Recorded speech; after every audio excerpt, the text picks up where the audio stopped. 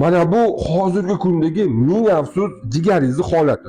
Yosh boladan tortib katta yoshlilargacha.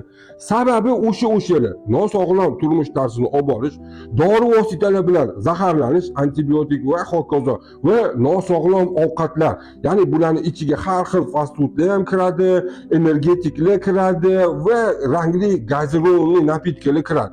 Endi qanaqa qilib bu situatsiyadan holatdan chiqib ketsa bo'ladi? Hozir men sizlarga eski zo'r jigarni tozalaydigan jigari detoks deyiladi. Toksinlardan tozalash usulini o'rgatib qo'yaman. Oddiy yosh boladan katta yoshlilargacha, emizikli ayollar, homila hammaga to'g'ri keladi.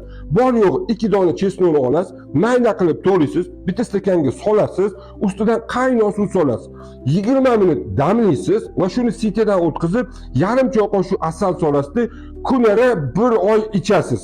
Juda ham yaxshi jigar tozalanadi va holat mana bunaqa ideal ko'rinishga keladi. Sog' bo'ling, salomat bo'ling. Albatta like bosib, tarqatib qo'yish esdan chiqmasin. Siz bilan doktor Kamilov, e'tibor uchun rahmat.